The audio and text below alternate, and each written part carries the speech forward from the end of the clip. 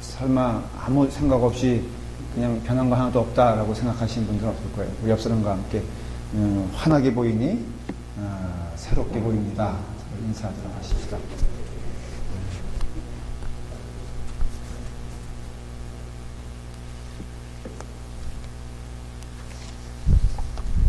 어디 환해 보이니까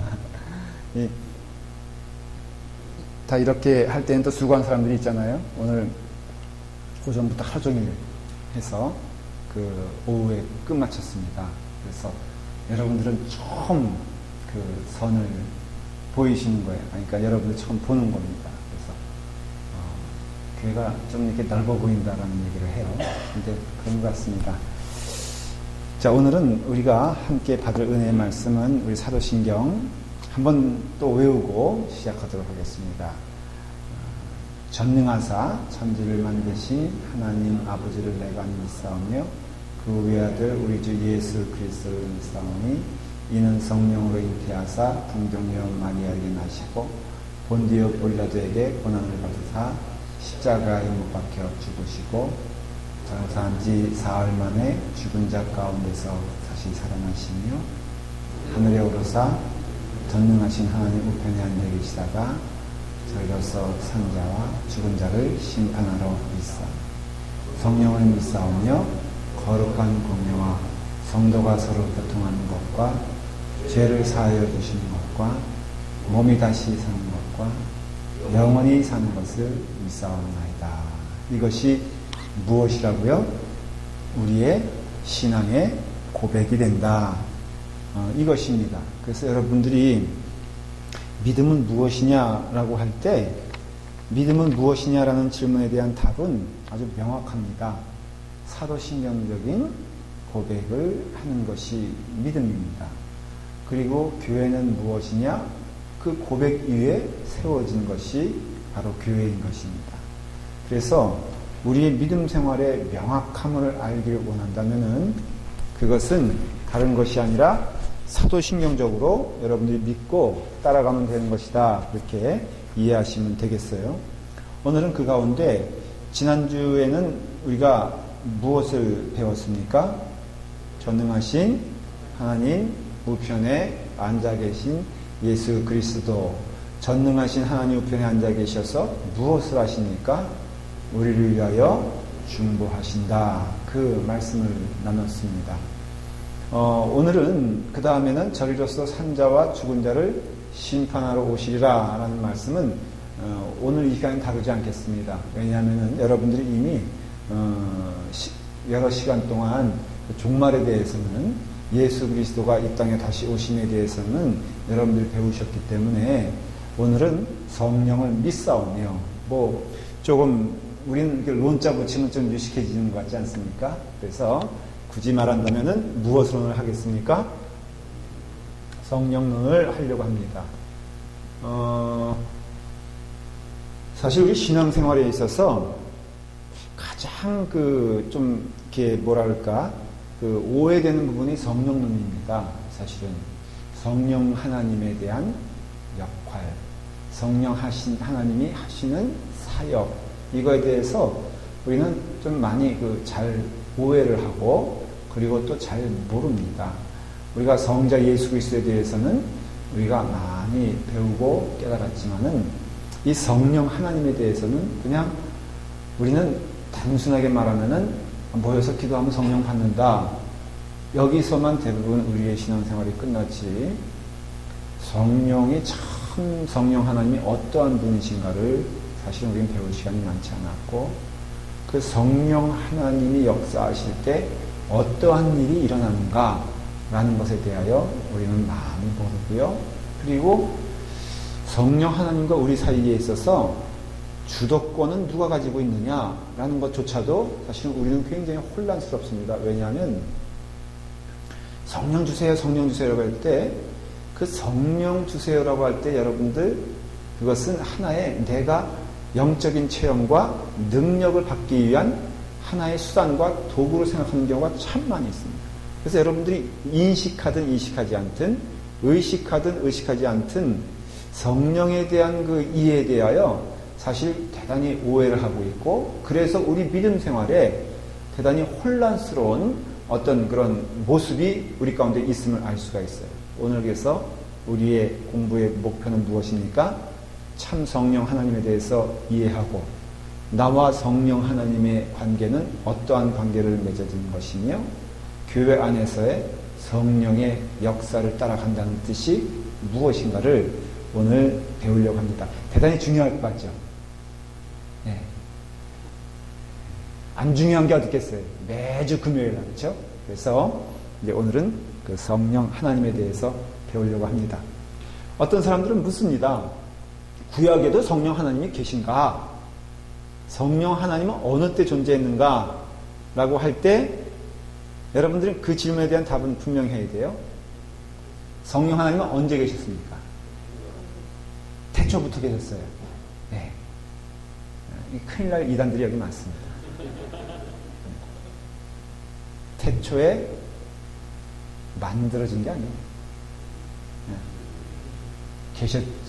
그게 어떻게 보면 약간 말장난 같은데, 성부, 성자, 성령 하나님은 태어난 때도 없으시고, 끝나는 때도 없으시고, 또한 완전하신 분이에요.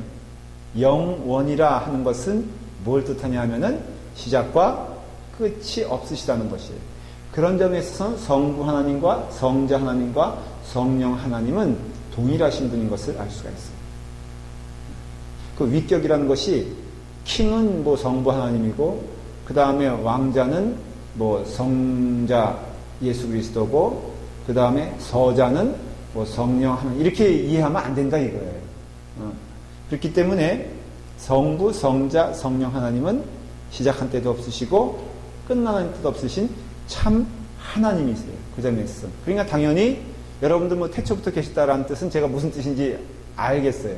또 다 그렇게 이해합니다. 그러면은 구약에 당연히 이렇게 물을 수 있어요. 구약에서 실질적으로 성령 하나님이 활동하셨을까?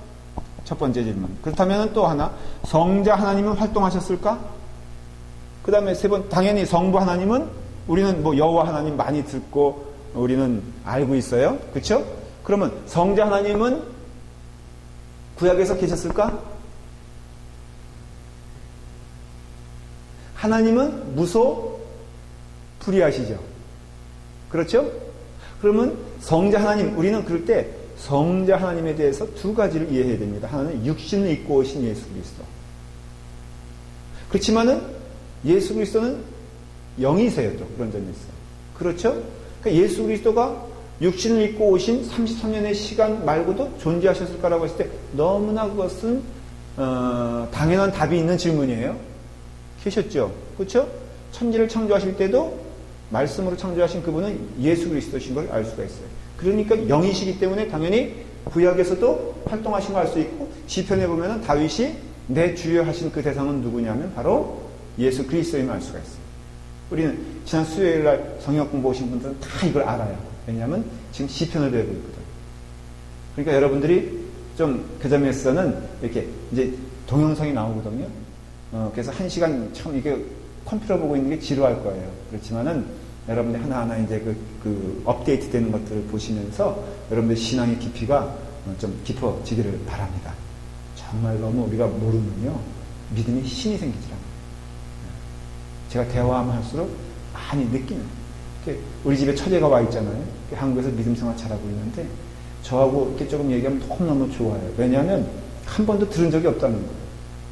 그래서 왜 그렇게 되었을까? 근데 그게 보통 교인들의 수준이에요. 제가 보여주는 책, 너무나 중요한 책들인데, 너무나 귀중한 책들인데, 내용들인데, 신앙적인 것인데, 성경적인 것인데, 얘기해보면 한 번도 정리하여 들어본 적이 없다. 그건 뭘 뜻하냐면 여러분들이 잘 들으셔야 되는데, 오늘, 그래서 자, 성령 하나님, 성자 하나님, 성부 하나님 구약에 있어요. 특별히 오늘은 성령 하나님에 대해서, 다만 구약에서 성령이란 이름으로는 사용되지 않아요. 창세기 1장 2절에 보면 하나님의 영이 수면 위를 운행하셨다고 그랬잖아요. 그건 누굴 말하냐면은 성령 하나님을 말하세요.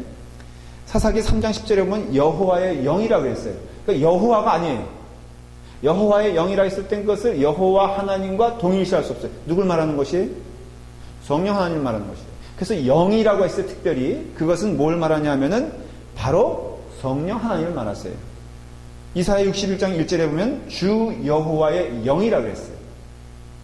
그리고 느헤미야 9장 20절에 보면 주의 선한 영이라고 했어요. 그래서 우리는 사실은 깨닫게 되는 것이 있어요.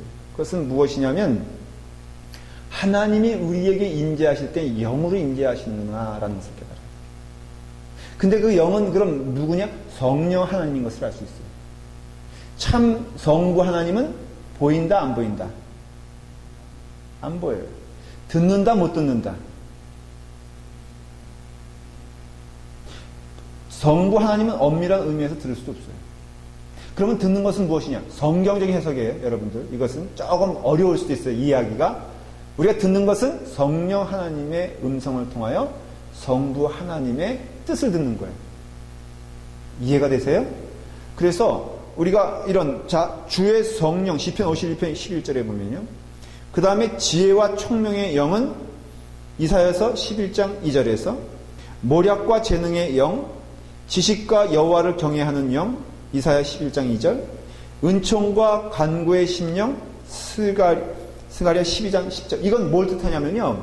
지혜, 모략, 총명, 재능, 우리의 지정의, 이 영적 구성체 있잖아요. 여기서 활동하시는 분이 성령 하나님이라는 것이에요. 그렇잖아요. 총명은 누구에게 주신 총명이에요?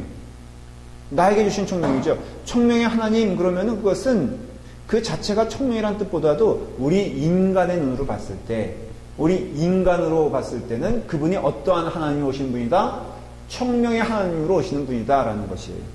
그리고 지혜의 하나님으로 오시고 모략과 재능의 하나님으로 우리에게 오신다라는 것이에요.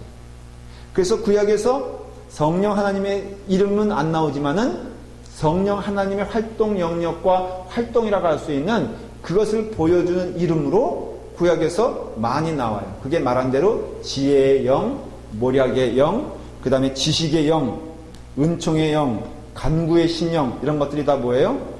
성령 하나님을 의미하는 것이고, 신약에서도요, 어떻게 보면 구약에 있어서 말해내지는 것이 반복되어지는 것을 알 수 있어요. 하나님의 성령, 마가복음 3장 16절, 하나님의 성령은 하나님과 성령을 구별시켜주는 것을 알 수가 있어요. 근데 그 성령이 어디 영역 가운데 있어요? 하나님의 영역 가운데 있어요. 그건 여기서 하나님의 그러니까 성령이라 할 때 그 하나님은 성부 하나님을 말하는 것이에요. 살아계신 하나님의 영, 고린도 후서, 하나님의 일곱 영, 너희 아버지의 성령, 예수를 죽은 자 가운데서 살리신 이의 영. 이건 제가 좀 더 자세히 나중에 말씀을 드릴 거예요. 로마서 8장 11절의 내용이거든요. 예수를 죽은 자 가운데서 살리신 영이 누구냐? 성령님이세요. 그래서 성령 하나님과 성자 하나님의 우열을 우리가 생각하는 것처럼 나누는 일은 성경에서 하지 않아요. 예수 그리스도의 성령, 빌립보서 1장 19절. 예수 그리스도를 주로 고백하게 하고 예수 그리스도를 우리의 구주로 고백하게 하고 예수 그리스도가 교회의 중심되게 하시는 분은 누구시냐? 성령 하나님이시라 이거예요. 그래서 성령 하나님은 그 자신의 역할을 드러내기보다도 성부 하나님과 성자 하나님을 드러내게 하시는 분이 바로 성령 하나님이세요.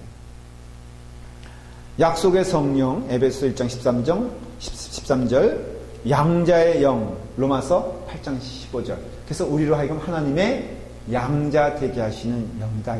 다 이해가 되시죠? 이것들은.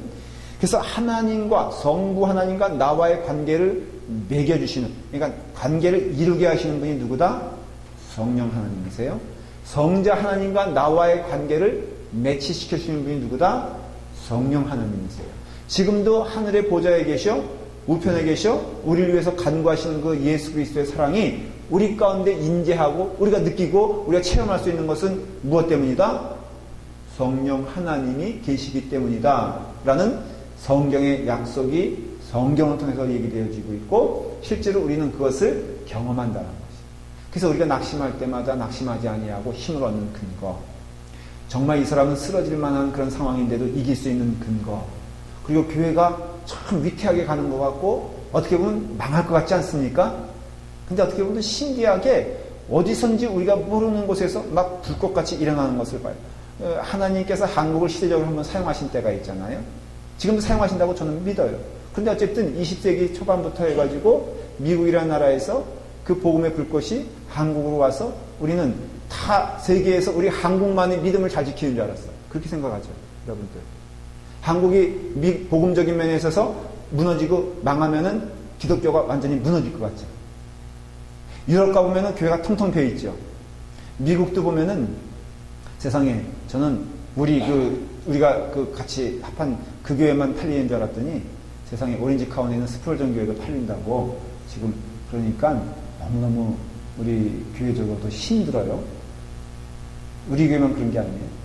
그런데 그런 가운데 우리가 우리 한국이 무너지면 안 된다. 천만의 말씀.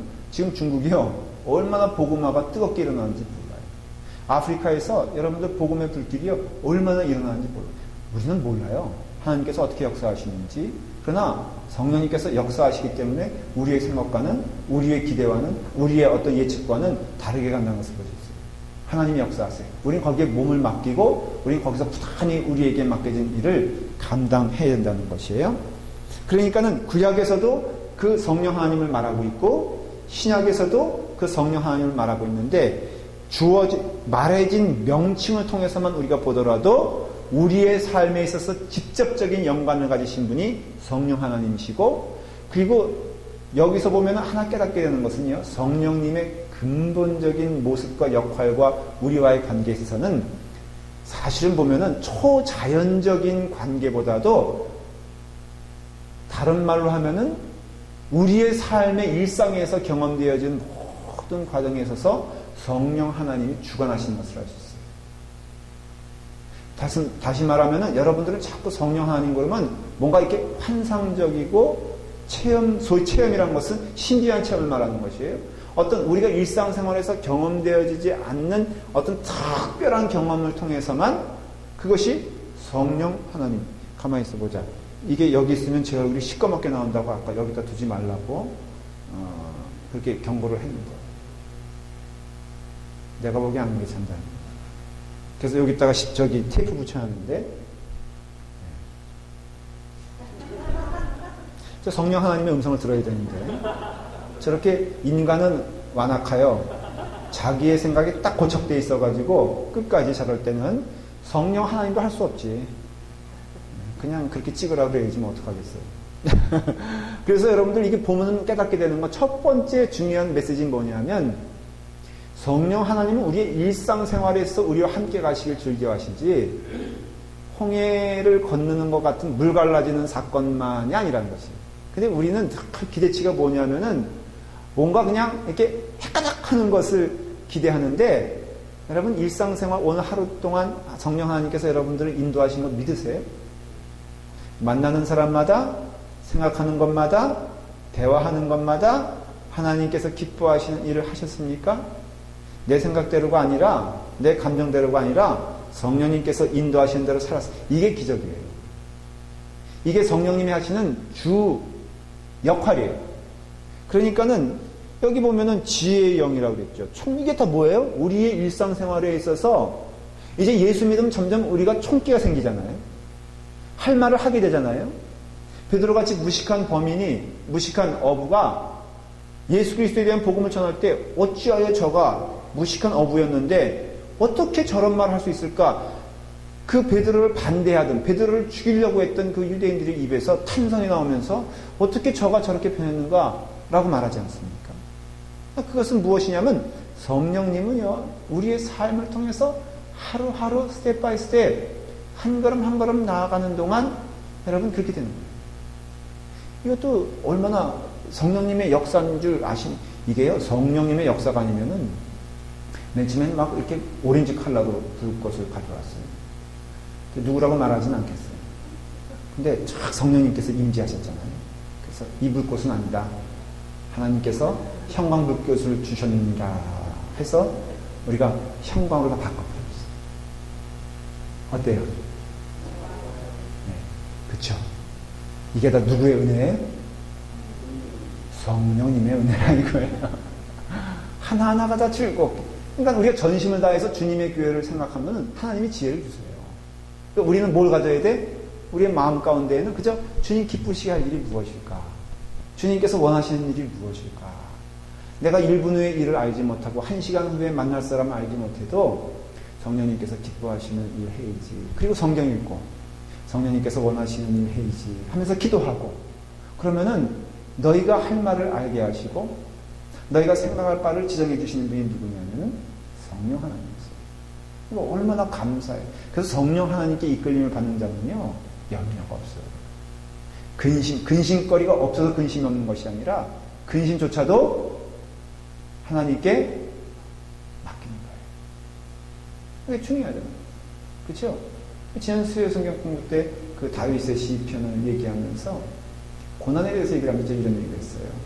고난은 믿음의 극복의 대상이 아니라 믿음의 한 부분임을 기억하십시오. 그냥 받아들이는 믿음이에요. 그냥 고난도 하나님이 주신 축복의 한 부분이다라고 믿고, 그게 믿음에 있어서 이겨야 될 대상이 아니라, 시편 정말 그래요. 시편을 보면요, 고난을 어떤 내가 불행이다 그러니 빨리 극복하자 이게 아니라 고난 가운데 함께 하시는 하나님. 그래서 고난 자체도 믿음에 있어서 하나의 부분이 돼버리는 것이. 그러니까 우리의 삶의 모든 것이 하나님의 손길을 안 미치는 것이 없고 하나님의 은혜가 없는 것이 없다고 믿는다면은 성령님의 역사는 어때요? 놀라운 은혜 가운데 어떤 특별한 홍해가 갈라지는 그 시간만이 아니라 광야 40년 동안 늘 함께 하시는 하나님처럼 우리의 삶을 통해서 병이 났을 때 그냥 특별한 기도를 통해서 날 수 있어요. 맞아요. 여러분들 특별한 체험할 수 있냐? 있어요. 그것도 사실이에요. 하나님의 놀라운 기적이 우리 가운데 있을 수 있느냐? 있어요. 하지만은 더 분명한 것은 그 나머지 시간과 24시간 가운데 1시간만 기적이고 23시간은 아니냐라고 한다면 그렇지 않아요. 23시간 나머지도 하나님의 손길과 기적 가운데 있는 믿음, 이것이 성령 하나님이 우리 가운데 역사하시는 방식이다라는 것을 여러분들이 잊으시면 안 돼요. 성령에 대하여 여러 가지 비유로 이렇게 보면 성경에서 말하고 있는데 그 비유가 주는 의미가 굉장히 중요합니다. 예를 들어서 성령은 물로 비유가 되죠. 그래서 예수님께서 요한복음 7장 38절에 뭐라고 말하냐면 누구든지 목마르거든 내게로 와서 마시라. 나를 믿는 자는 성경의 이름과 같이 그 배에서 생수의 강이 흘러나오리라 했을 때 그 생수의 강이 흘러나오리라는 비유는 바로 성령 하나님을 말씀하세요. 그러니까는 여러분들 예수를 믿고 성령 하나님의 은혜 가운데 있으면 우리는 시원합니다. 맞습니까? 틀립니까? 여러분들 영이 예수 그리스도 잘 믿으면요 늘 시원합니다. 왜냐하면은 성령님은 물과 같이 우리의 갈증을 해소하게 하시고 우리의 목마름을 해결해 주시는 분이 성령 하나님이시기 때문에 그래요. 그 다음에 또 우리 자주 아는 것은 요한복음 3장 8절에 보면은 바람이 임의로 와서 임의로 불매 내가 그 소리를 들어도 어디서 와서 어디로 왔는지 알지 못하나니 성령으로 난 사람다. 그런 바람으로 상징돼요. 여러분 바람은요 분명히 자 바람이 완전히 안 부는 때가 있습니까? 없습니까? 거의 없어요?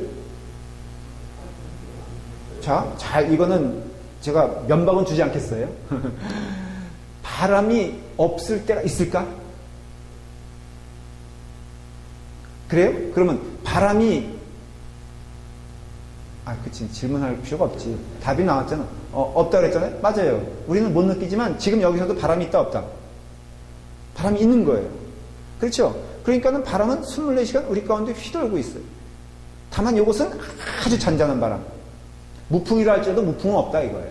사실은 태풍 같은 것도 있죠. 그러니까 우리 인생에서도 태풍 같은 성령님 경험할 때가 있어요. 부흥회 때 뜨거움을 주시기 위해서 막 함께 찬송하고 그것도 성령님의 역사예요. 우린 부흥회를 해요. 이제 3월 달에 하는데 그때는 정말 우리가 찬송도 좀 더 뜨겁게 부르고 하지만 늘 뜨겁게 부르지 않는 이유가 무엇이냐면 우리의 삶 자체가 24시간 성령님이 함께 하시는 것을 믿기 때문에 그러니까 우리가 어떤 특심의 마음이 필요할 때가 있어요. 함께 모여 부르짖어 기도할 때도 있어요. 그렇지만은 그렇지 않은 때라 할지라도 우리가 깨달아야 할 것은 성령님이 바람과 같은 분이기 때문에 그 비유를 우리는 의미 있게 들어야 한다고 그랬어요. 바람과 같은 분이기 때문에 우리 가운데 늘 함께 하신 분이에요. 성령님을 불로써 표현하는 때가 있어요. 그건 뭐예요? 그는 성령과 불로 너희에게 세례를 베푸실 것이요. 마태복음 3장 11절에 그렇게 되어 있어요. 그러니까 성령과 불, 다시 말하면은 우리의 삶 가운데 뜨거운 역사가 일어나서 대부분 예수를 처음 믿게 되었을 때는 불로 역사하는 것을 경험하게 돼요. 여러분들의 마음 가운데 뜨거운 마음을 주고 여러분 마음 가운데 격렬한 경험을 하게 하시는 그 하나님은 성령 하나님이신데 우리에게 불로 연단하시게 하시고 불로 함께 하시는 분이죠. 불이란 건 태우잖아요. 그렇죠? 태우기 위해서는 불과 같은 역사가 일어날 때가 있다는 거지. 그러니까 그때는 사람마다 틀릴 수 있고 장소마다 틀릴 수 있어요. 교회적인 전체로서 불로 역사하는 때도 있고요. 어떤 사람에게는 잔잔한 은혜로 다가오는 사람에게 같은 상황인데도 어떤 사람에게는 뜨거운 불로 역사하시는 것을 경험하게 돼요.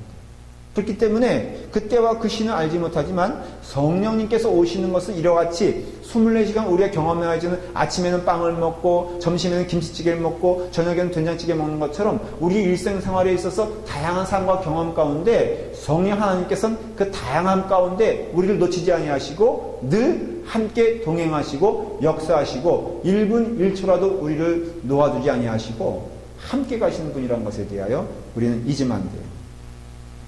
누가복음 3장 21절에는요. 여러분 성령이 뭘로 비유되고 있냐면은 비둘기 같은 형체로 말해요. 그래서 예수도 세례를 받으시고 기도하실 때 하늘이 열리며 성령이 비둘기 같은 형체로 그의 위에 강림하시더라 그랬어요. 그러니까 비둘기는 뭐예요? 평화의 상징이고 은혜의 상징이거든요. 그러니까 비둘기같이 온다는 것은 하나님의 은혜가 우리 가운데 그렇게 온다는 것을 의미하는 것이고요. 고린도 후서 1장 20절에는 기름 인치심에 대하여 얘기하고 있어요. 그가 또한 우리에게 인치시고 보증으로 우리 마음에 성령을 주셨느니라고 했어요. 이건 뭘 뜻하는 거예요? 여러분 인치면 어떻게 되죠? 여러분 인친다는 것은 옛날에 그 노예가 했을 때는 정말로 그 사람이 더 이상 이제 도망가다가 특별히 걸린 노예들 같은 경우는 어디다가 그 노예자를 썼냐면요. 여기다가 딱 이게 이 인두로 그냥 여기 치셨어요. 여기 있다 하더라. 그럼 그거는 평생 가도 도망갈 수가 없는 거예요. 도망갈 수 없다란 말이 맞아요. 여러분 성령 받은 자는 성령님으로부터 도망갈 수 있습니까? 없습니까? 자, 옛날에 내가 나쁜 생각만 하고 나쁜 사람이었어요. 그렇죠? 근데 그런 사람은 선한 생각을 순간적으로 하면은 마음이 불편할까 기쁠까? 그렇죠? 자기 직업을 잃어버리는데 도둑놈이 남의 집에 가서 도둑질을 하려고 다 만반에 준비하고 성공적으로 들어가서 하려고 그러는데 갑자기 그 마음 가운데 내가 이러면 돼? 라는 마음이 들 때 그 도둑의 마음 가운데는 어떤 마음이 들겠어요? 상당히 불편한 마음이 들겠죠. 아니 도덕의 본분을 잊어버리고 내 마음 가운데 선한 마음이 생기면 나를 어떻게 하라는 거야. 근데 거꾸로 예수를 믿었어. 구원을 받았어. 성령님의 은혜와 인치심을 받았어. 그런 자는 그 마음 가운데 하나님 기뻐하지 않는 악한 마음이 생기면 마음이 불편합니까? 아닙니까? 저는 그래서 여러분들에게 확신을 가지고 말할 수 있어요. 교회 다니는 이 적어도 구원받았다는 이는요. 그 스스로가 나쁜 말을 하더라도 그 마음이 편치 않아요. 저는 그걸 이해를 해요. 가끔 여러분들이 저에게 막 불평할 때가 있어요. 제가 잘못한 것도 아닌데 교인들 이상한 게 자기들끼리 싸우는 건 저한테 와서 불평을 해요. 그리고 한 10분 얘기하다가 미안하니까 아니 목사님은 사실 여기에 관계도 없지만은 그럼 왜 나한테 얘기하는 거예요? 어떤 경우는 이런 경우 있었어요. 전도사 시절인데 전임 전도사가 막 일을 벌려놓고 이제 간 것 같아요. 근데 막 저한테 얘기하는 거야. 그러면서 목사님은 사실 관계가 없지만 이거는 뭐 전에 전도사님 때 일이었지만 그러면 나보고 어떻게 하라는 소리야. 그런데 그렇게 말할 때는 이미 그 마음 가운데 뭐가 있는 거예요? 네? 미안한 마음이 있는 거예요. 자기 자신에 대해서 어떻게 영적으로 해석하면 싫은 마음이 있는 거예요. 이럴 때 있잖아요. 내가 막 하고 있는데 그런 내가 싫어질 때 있죠, 여러분들. 내 성격이 정말 완전해지지 않아서 그 본성대로 나와. 옛날에 세 글자마다 욕이 들어가는 사람 있잖아요. 뭐 말할 때마다 욕, 생각할 때마다 욕, 이런 사람이 있어. 진짜로 있어요. 그런데 예수 믿으면은 그걸 갑자기 바꿀 수 있다, 없다? 없어요, 여러분들.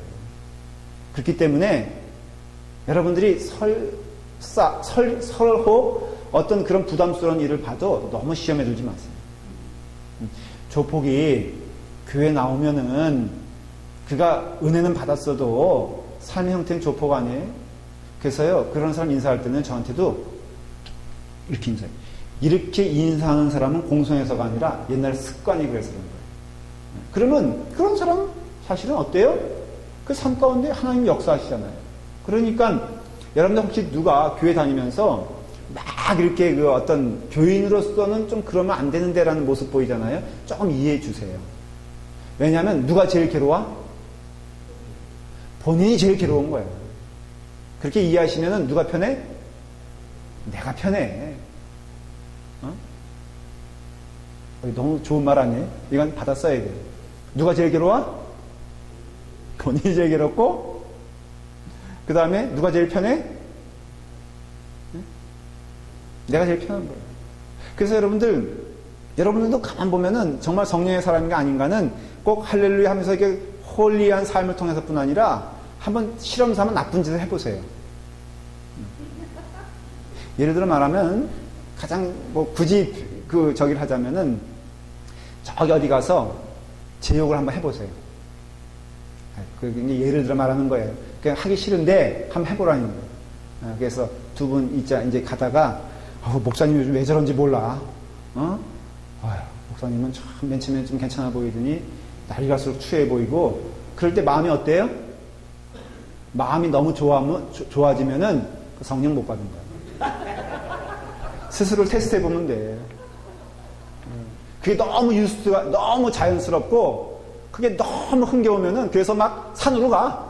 둘이서 얼마나 막 맞았는지 나중엔 내가 만신창이가 돼가지고 김동인 목사가 완전히 그분들로 얘기하면은 이거는 사탄의 우두머리가 그 정도 되면은 둘 중에 하나야. 내가 사탄의 우두머리든가 아니면 말씀하시는 그분들이 성령 안 받은 사람. 그렇다고 해서 말할 거 없어.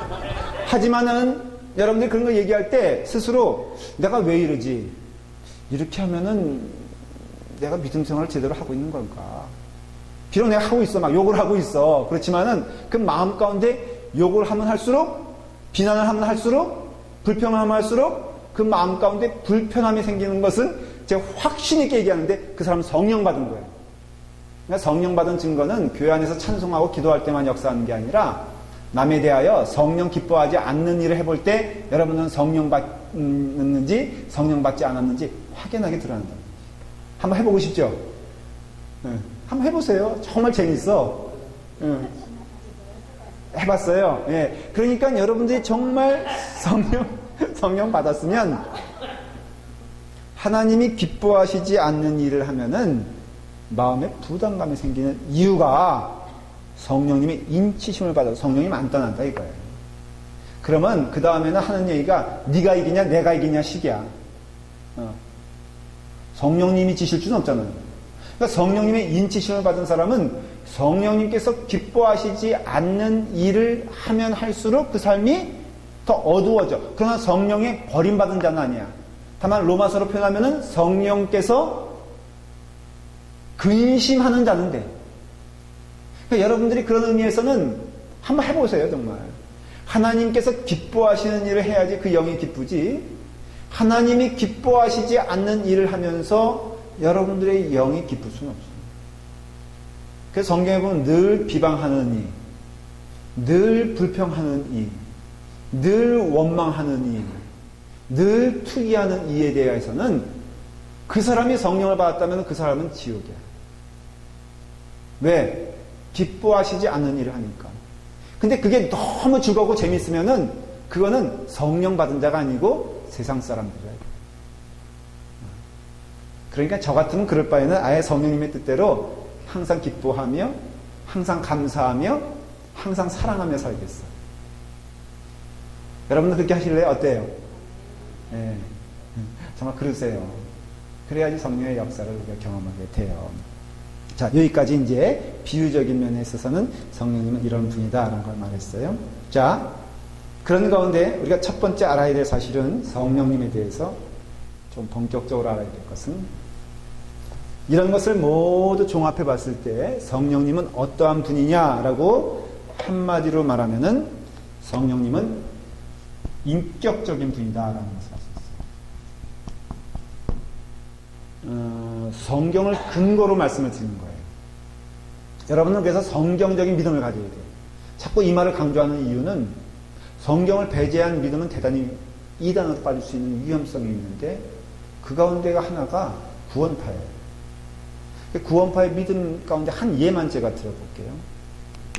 구원파는 전혀 성경적인 그 성령론을 제시하지 않고요. 구원파에 가장 강조하는 것은 성령의 역사예요. 성령님이 역사하시는 대로 행해야 된다 그렇게 믿어요. 근데 성령님께서 역사하시는데 대단히 체험적이고 말초적이에요. 이게 무슨 뜻인지 제가 설명을 할게요. 자기가 생각하는 성령의 역사에 딱 틀이 있어요. 이 틀은 예를 들어서 주님의 교회를 가는 데는 방해되는 요소를 없게 하시는 것이 성령의 역사라고 믿어요. 그럴 때 이 구원파는요 이런 식으로 믿어요. 예를 들어 말하면은 자 출발을 했어. 근데 타이어가 펑크가 났어. 그러면 이것은 성령님께서 역사하시는 거예요? 사탄이 역사하는 거예요? 교회를 가. 예배 시간에 사탄이 역사하는 거예요. 이 사람들의 생각은 그래요. 그래서 교회를 가는데 방해되는 모든 요소는 사탄의 역사고 사탄이 이렇게 강력하게 역사할 때는 교회 가지 말고 집으로 돌아와야 돼요. 그래서 제가 구원파에 빠진 사람한테 왜 예배 빠졌어요? 그랬더니 뭐 스프링클러가 앞에 터졌대나? 그래서 물방울이 몇 개 튀었대 자기한테. 그래서 이거는 사탄이 방해하고 있구나. 이때 교회 가면은 더 불상사가 생기겠구나. 그래가지고 집으로 돌아왔다는 거예요. 하여간 별 사람들 많아요. 그렇죠? 근데 그것을 자기의 최고의 믿음이라고 생각해요. 이런 사람들에게는요. 아무리 말씀을 전해도 이미 거기에 빠져버려가지고 헤어나오지 못해요. 그러니까 여러분들 말씀 잘 들어야 돼요. 근데 성령 그렇지 않다는 거예요. 이런 거 아니라는 거예요. 이런 거. 이거 아니에요. 성경은요. 극히 인격적인 것을 알 수가 있어요. 인격이라고 할 때는요. 그건 하나님의 형상에게도 있는 우리에게도 있는 거예요. 그래서 교류가 되는 거예요. 그게 바로 지정의예요. 그러니까 하나님께서 역사하시는 통로의 방법은 왜 하나님이 하나님의 형상으로 우리를 만들었겠어요? 생각해 보세요. 동물에겐 주지 아니하고 오직 인간에게 주신 것이 뭐냐면 먹고 마시는 거 이거 아니에요. 이건 동물도 먹고 마셔요. 동물도 졸리면 자요. 아프면 아야 해. 그러니까 그런 것이 인간과 동물을 구분시켜 주는 건 아니에요. 아니, 우리는 뭐 이렇게 유일하게 뭐 이게 두 발로 걷는 민족이다? 여러분, 두 날개로 날아가는 민족도 있어. 새들은 우리보다 더 월등해. 그러니까 그런 걸로 우리는 물속에 들어가면 1분 지나면 숨막혀 죽지만은 24시간 물속에 있어 살아있는 동물이 있어. 그러니까 그런 걸로 우위를 따지는 게 아니에요. 그럼 뭐냐면은 하나님의 형상은 영이거든요. 그 영은 바로 지정의를 말하는 것이에요. 하나님도 우리를 기억하세요. 그렇죠? 기억력. 예를 들어 말하면 우리를 잊지 아니하고 어떻게 하신다 그러죠? 기억하시고 우리를 어떻게 한다 그러죠? 사랑한다 그러죠. 그렇죠? 그 사랑의 감정도 하나님으로부터 온 거예요. 그렇기 때문에 하나님으로부터 온 거기 때문에 그 사랑도 하나님과 우리를 맺어주는 뭐가 돼요? 통로가 돼요. 통로가. 그리고 잊지 아니하고 기억하는 것도 하나님과 우리를 맺어주는 통로가 되는 것이에요. 마찬가지로 우리에 있는 모든 지성, 기억하고 추리하고 판단하고 분별할 수 있는 것, 그리고 감정, 사랑하고 기뻐하고 즐거워할 수 있는 것, 그 다음에 의지, 선택하고 결단하고 행동하는 것. 하나님도 의지가 있으시잖아요. 그래서 내가 너희를 결단코 어떻게 한다 그러죠? 버리지 아니하리라 하는 것은 의지와 결단을 보여주는 것이에요. 물론 그 내용, 그 본질은 똑같지만은 내용론에서는 틀려요. 우리의 의지는 변할 수 있어요, 없어요? 우리는 의지가 있어도 실패할 수 있어요, 없어요? 있죠. 그러나 하나님의 의지는 실패할 수도 없고 변하시지도 않으세요. 그래서 하나님께서 말씀하신 것은 뭐라 그러세요? 내 말은 시건치 아니하며 그랬잖아요. 그러니까 내 말은 없어지지 않는다는 것이에요. 있다가 없어지는 게 아니라 반드시 이루게 되리라. 그래서 성경에 나오신 하나님의 약속과 말씀을 우리가 왜 유념하여 듣고 배우고 믿고 그리고 그 말씀을 따라 살아야 되냐면은 하나님께서 선포하시고 말씀하신 것은 반드시 이루어지기 때문에 그렇기 때문에 그 지성과 감정과 의지가 어느 하나님을 통해서 분명히 드러나느냐? 성령 하나님을 통해서 드러난다는 것이에요. 그래서 우리의 의지 가운데 함께 하시고 우리의 감정 가운데 함께 하시고 또한 우리의 지성 가운데 함께 하세요. 여러분 사탄도 그런 점에 있어서는 인격적입니까? 아닙니까? 사탄의 기호는 우리는 잘 자세히는 몰라요. 그러나 성경에서 말해주고 있는 것만 유추해보면은 타락한 뭐라고 했어요? 타락한 천사라고 했어요. 여러분 하나님의 형상으로 태어난 존재는 두 종류입니다. 하나는 천사요, 하나는 인간이에요. 근데 육신을 입으며 영체가 누구냐면 인간이고 영체로만 존재하는 게 천사예요. 그 말의 뜻은 사탄도 타락한 천사이기 때문에 영체에 임할 수 있고 영체는 반드시 무엇을 통해 역사하냐면 인격을 통해서 역사한다는 것이에요. 그래서 사탄이 우리를 공격하는 것도 방식도 똑같습니다. 무엇입니까? 우리의 지, 우리의 정, 우리의 의를 사용하여서 우리를 공격해요. 타락을 시킨다 할 때 여러분들 우리는 육신의 타락, 뭐 예를 들어서 술 먹고 담배 피고 막 그런 거 하잖아요. 그래서 우리는 육신의 타락을 생각하지만 그 육신의 타락 먼저 무엇이 옵니까? 이제 적절한 예가 될지 모르겠는데 신학교를 가잖아요. 그러면은 신학교를 가면은 우리는 보통 신학생들이 이제 신학교, 더군다나 저는 고3 때 대부분 한국에서는 고등학교 졸업하고 신학교 가지 않습니까? 그러니까 가장 센시티브하고 순수할 때 신학교를 가니까 얼마나 영적으로 준비된 상태에서 가겠어요. 그래서 나는 정말로 주님만 위해서 산다. 그런데 한 1년 지나면요. 이게 만만치가 않아. 신학생활이. 그래서 꼭 영적인 생활만이 아니고 육적인 생활도 필요하다는 걸 느끼면서 약간의 권태감이 올 때 이제 이게 이제 신학생들이 하는 가운데 당구도 좀, 당구가 나빠요? 좋아요? 네? 한번 물어보고 한번 저는 이걸 한번 정의를 내리고 싶어. 당구가 좋은 거예요? 나쁜 거예요? 벌써 의견이 분분하고. 그래서 권사님은 얼마 치세요? 장로님은 좀 쳐보셨을 것 같아요. 아, 그 내기를 많이 하셨군요. 네, 그래서 이제 근데 치잖아요. 그러면 반드시 치기 전에 어떤 마음이 들어요? 치고 싶은 마음이 들잖아요. 그러니까 마음 없이 나는 마음은 이쪽이었는데 내 손은 일로 가더라. 이런 게 있다 없다? 있어요? 그런 게? 장로님은 어느 나라에서 오시고 어느 별에서 오셨어요? 나는 그런 거 처음 봐. 담배를 핀다. 그러면 나는 담배는 아니야. 그런데 담배에 손이 가서 피는 경우는 없다 이거예요. 뭐 쳐도 펴도 되는 거 아닌가. 꼭 뭐 이럴 땐 또 그 신학생이란 게 뭐예요? 목회적인 경험이 필요한 건데 그 목회적인 경험은 상담도 필요한 것이고 그러려면 세상을 알아야지 무엇인가 내가 상담에 적절한 효과를 볼 것이 아닌가. 그러면 뭐 이렇게 되잖아요. 그러면 벌써 뭐예요? 마음이 타락하여 육신으로 가잖아요. 그럼 사탄은 생각해 보세요. 육신을 먼저 건들 것 같아요? 절대 그렇지 않습니다. 사탄은 무엇을 건드립니까? 마음을 건드려요. 감정을 건드리고 우리의 의지를 건드리고 우리의 지성을 건드립니다. 그래서 결국은 그것이 튀어나올 때는 이미 그 지성과 감정과 의지가 사탄에게 오염되어 있고 항복되어 있기 때문에 엉뚱한 행동들이 나오는 것이지 어느 날 갑자기 툭 튀어나오는 행동은 없다라는 것이에요. 그러니까 우리는 단속해야 돼. 뭐를? 마음을. 우리는 단속해야 돼. 뭐를? 그래서 여러분들 성경에서는 즉시 반응하라 그러잖아요. 여러분 가운데 악한 마음이 생기거든 하나님께 회개하고 여러분들에게 나쁜 생각이 들거든 그것을 하나님께 보고하라. 분명히 되어 있잖아요. 그렇죠? 그러니까 여러분들 가운데 그래서 보는 거 중요하고요. 듣는 거 중요하고 생각하는 게 중요해요.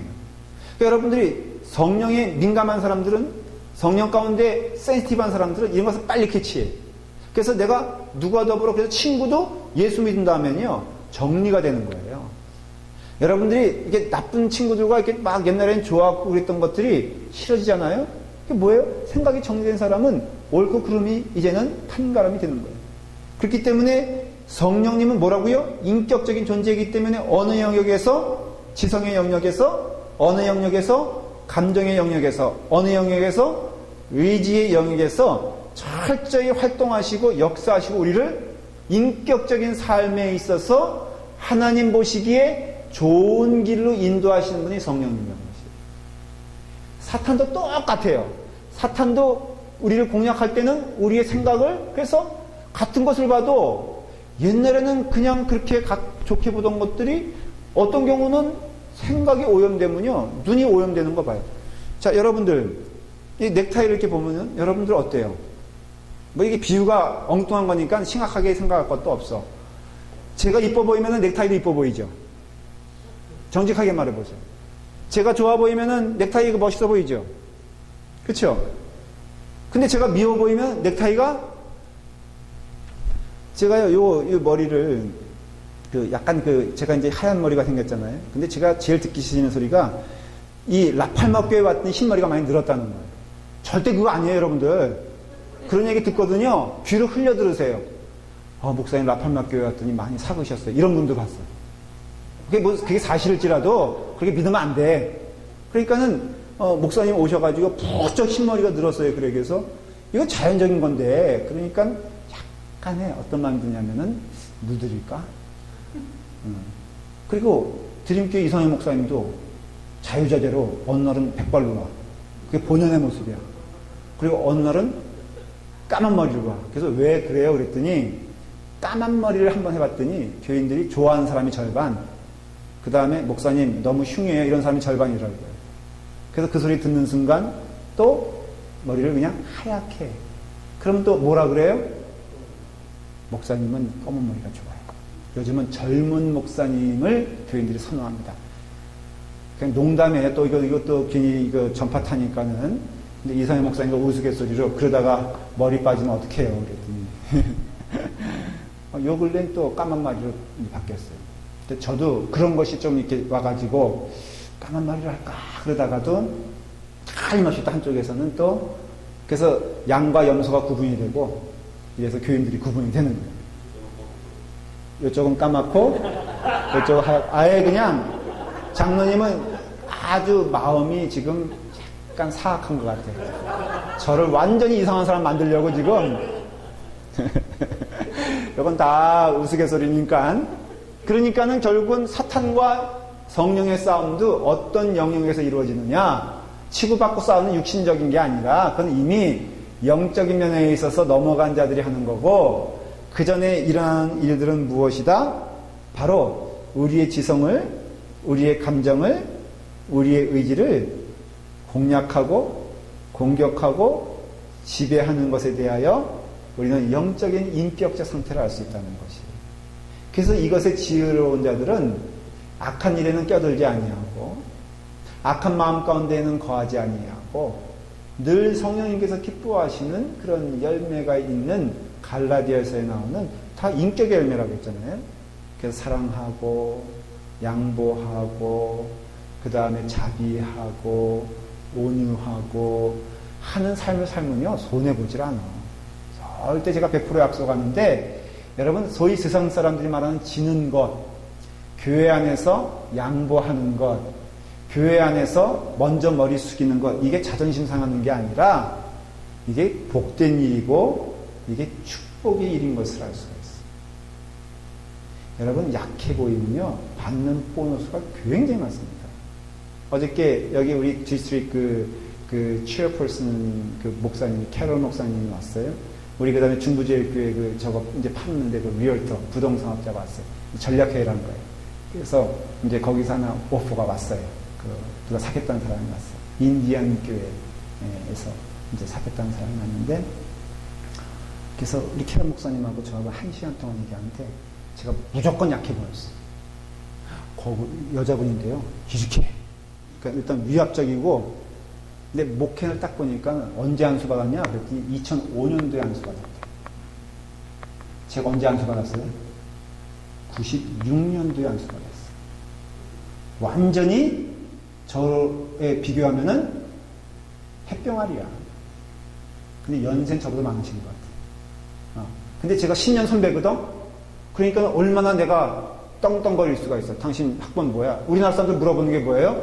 학번 뭐야? 나이는 물어보지 말고, 나이는 많은 것 같으니까. 학번, 이렇게 되는데, 좀 도와주세요. 우리 너무너무 힘들어요. 우리 교인들 다 뱅크럽시 했고, 정말 우리 교회 힘들어가지고, 뭘 하긴 해야 되는데, 너무너무 힘들어 했더니, 이건 약속한 거 아니에요. 그랬더니, 너무 성령의 감화 감동을 받아가지고, 우리가 75% 받게 됐거든요. 파는 금액에. 10%는 지방회로 가요. 근데, 왜 10%를 지방회에 줘야 되냐, 이거예요. 이 교회에 줘야지 말이야. 그 10% 지방에 가봤자 뭐하냐, 이거. 문 닫는 지방에. 우리 지금 이제 여기, 이거 문 닫거든요, 이제 6월 달에. 그냥 가기 가면 푼돈이 되지, 그거. 그거 아무것도 미니스트리에 써야지 말이야. 그래서 감리사한테 얘기 좀 해주려고 그랬더니, 자기가 하겠다는 거예요. 그러니까 너를 위해서 기도하마. 지금 기도 우리 빡시게 해야 돼. 약해 보이군요. 오는 복이 많습니다.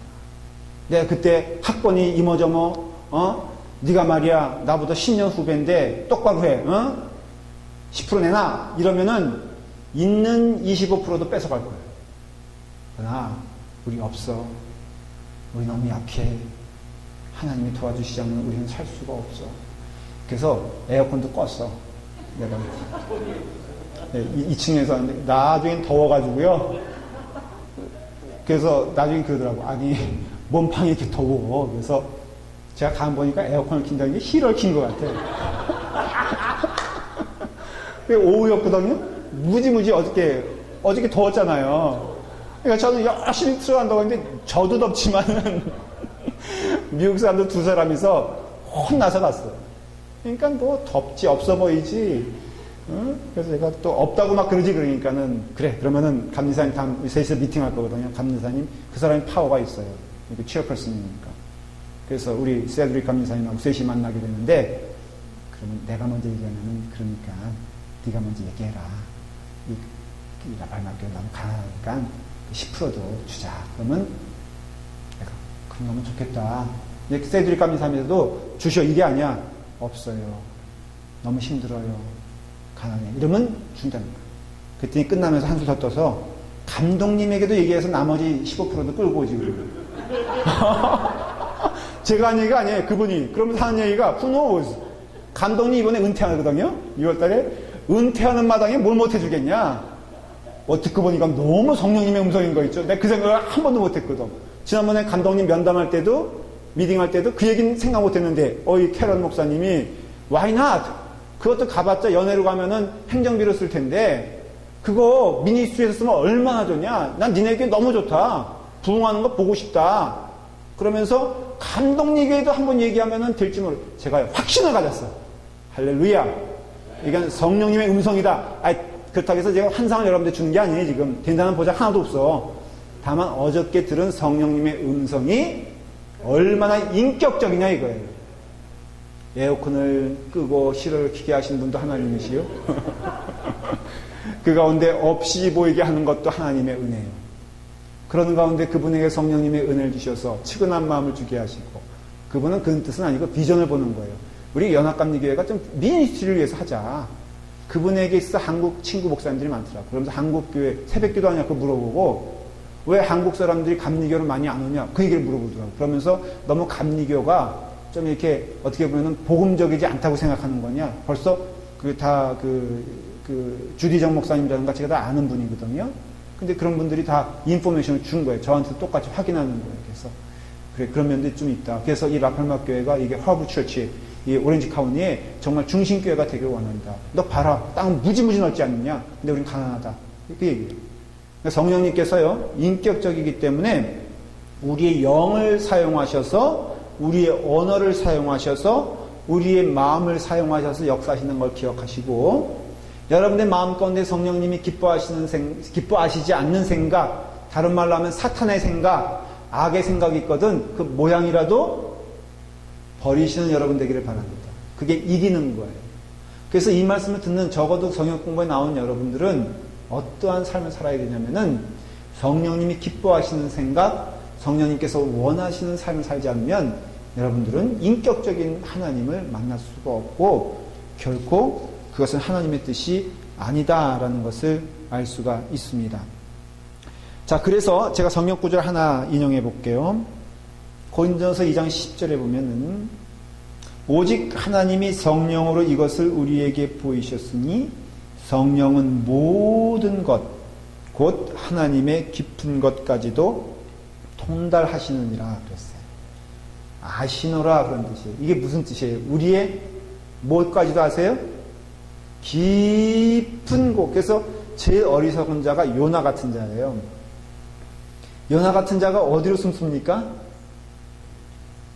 배 밑창에 숨잖아요. 그게 무슨 생각이냐면은 하나님으로부터 숨을 곳이 있다라고 믿는 자들이에요. 근데 이게 오늘날 현대인의 기독교인들도 그런 생각을 하는 사람들이 굉장히 많습니다. 목사님 제가 보기에도 뻔히 보이는데 그걸 숨기려고 하는 경우가 있어요. 그러니까 하나님은 우리의 무엇을 깊은 것을 본다는 것은 우리의 겉모습 어디는 숨어 있다고. 여러분 교회 안에서 마음 숨기고 와가지고 육신적으로 떠든다고 은혜 받는 거 아니에요. 오해하지 마세요. 여러분들의 마음은 복음적이지 않은데 외향적인 것으로 복음적이라고 생각한다면 하나님을 능멸하는 것이에요. 하나님은 그래서 늘 말씀하시잖아요. 우리의 뭘 보신다고요? 중심을 보신다고 할 때 그 중심이라고 한 뜻은 아까 말한 지, 정, 의의 모든 것을 말하는 것이에요. 모르시는 것이 없다는 것이에요. 여러분의 마음 가운데는 일거수일투족을 다 하나님은 아신다는 것이에요. 근데 왜 모른 척 하시느냐? 왜 역사가 금방 하나님께서 불을 주시지 않느냐? 왜 망하지 않느냐? 하나님은 기다리시는 분이기 때문에. 하나님은 그 영혼이 돌아오시길 원하세요. 어떻게 알 수 있느냐? 돌아온 탕자의 비유를 보면 알 수가 있어요. 추수의 때를 얘기하는 거라지와 알곡을 그냥 두는 걸 보면 하나님은 기다리시는 것을 알 수 있어요. 여러분들은 그 기다리는 선상에 있을지도 몰라요. 지금 이 자리에도 여러분 마음 숨기고 왔을 수도 있어요. 저는 그분들에 대하여 비난할 생각이 없어요. 다만 경건을 할 뿐입니다. 그리고 말씀을 전할 뿐입니다. 마음을 열고 돌아오십시오. 하나님을 전적으로 신뢰하시길 바랍니다. 고린도전서 12장 11절에 보면요. 이 모든 일을 같은 한 성령이 행하사 그의 뜻대로 각 사람에게 나누어 주시느니라 그랬어요. 그러니까 의지를 말하는 것이에요. 그러니까 성경을 보면은 성령님에 대해서 아신다, 지식, 그 다음에 나누어 주신다, 의지, 그리고 우리의 삶 가운데 우리와 함께 기뻐하시고 즐거워하신다 라는 것을 우리는 보게 되는 것이에요. 자, 그러면은 우리가 깨닫게 되는 것은 인격적이라고 했을 때 우리도 인격이고 하나님도 인격이죠. 그렇죠? 이거는 같은 동일한 성품을 얘기하는 거예요. 그러면 인격과 인격이 만날 때는 반드시 어느 한쪽이 상대방에게 영향을 주게 되어 있고 영향을 받게 되어 있어요. 절대로 이렇게 동일하게 가는 경우는 없어요. 자, 지금 여러분들, 저도 인격이고 여러분도 인격이라고 했을 때 지금은 어떤 의미에서는 여러분들은 저의 인격을 통해서 영향을 받습니까? 영향을 줍니까? 줘요? 여기 이 권사님은 준다. 옆에 있는 최 권사님은 받는다. 아주 정답이에요. 주기도 하고 받기도 해요. 저는 여러분들의 얼굴